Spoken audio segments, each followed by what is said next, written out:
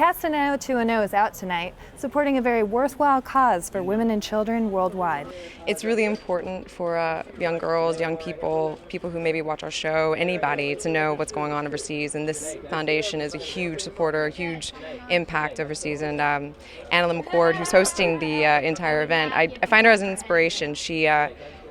She knows what she's talking about, and she travels and she does the work that she wants to do, and it's beautiful. I don't think a lot of people know that over 2 million women and children are bought and sold into slavery every single year. And according to the Somaly Mam website, over $16.8 billion worth of profits are made from that. Yeah. And it's really a scary estimate. Can you speak to that a little bit? Just hearing the numbers, it makes me... Yeah, I mean, that's what tonight is about. It's about telling people this is happening, this is going on. Do you want to live in a world that those are the statistics? I like to ask people if they have children, and what if you were born in a country where you couldn't provide for your 5 children and you felt the need to sell one of them in order to feed the other 4? It's a kind of heavy thought, Absolutely. The thing that I think is so beautiful is what we're able to do. In thinking we can talk about what's going on, and it's heavy, it's intense, it's a very sad, dark thing, and a lot of times people want to sweep it under the rug. I would rather put a positive spin on it. I would rather show people what we're doing, letting people know that the ultimate key is education. Education, I think, is extremely important, because I would probably bet that a lot of people don't know what's happening in this country.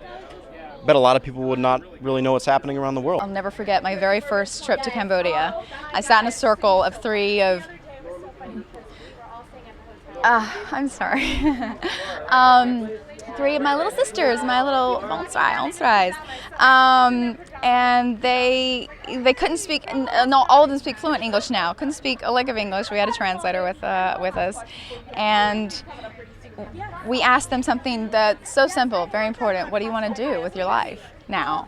And I remember Samana they all said, I want to own a grocery store and hire survivors. I want to own a shoe store and hire survivors. Very simple dreams that all incorporated the education and the hiring of survivors.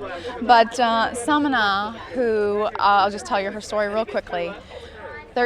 By age 13, she was trafficked. I'm not exactly sure the exact age, 7, 8 years old. By age 13, she had 3 forced abortions, and she fought back. She didn't want to go back after that, and they were forcing her to work after her 3rd forced abortion. And the female pimp took an iron pipe and removed her eye. And she is one of the most beautiful, affectionate, loving little girls I've ever met in my life. And when I met her, like I said, she didn't speak any English. And she said, and they translated, I want to do something where I can tell the girls who haven't had this happen to them how to not have it happen to them. That was the translation that was kind of, into English. And I sat there for a long time and thought about that. And that's what I'm here for. I want it to stop before it starts. And it's important to step outside of ourselves and our worlds and realize that a majority of the world is so much less privileged than we are, and it's our duty as human beings to kind of take care of one another and make sure that we are all, at least as most as possible, given equal opportunity to survive, to be happy. I think Somaly Mam's one of the first people that I've seen. It's not about surviving. It's not about turning these girls into survivors. It's about thriving. And so they rescue, obviously, these women and children, but it's not just, okay, now you're rescued, back out into the world. It's, some of the girls have been there 10, 15 years with her, and there's never a sense of, okay, you're done, now you need to leave. So just the heart that this woman has. I'm encouraging people just in their community.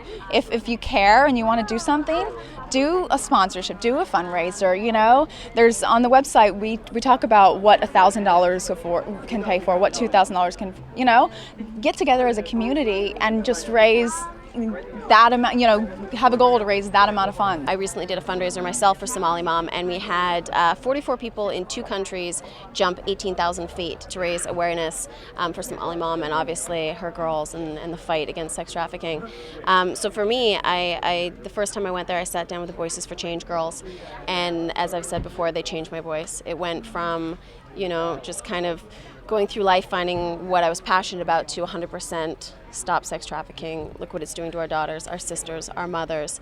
And recently I cycled across Cambodia to bring awareness, so that was about 12 days. And I just saw one of the girls that cycled across Cambodia with me, and her mother who did it too.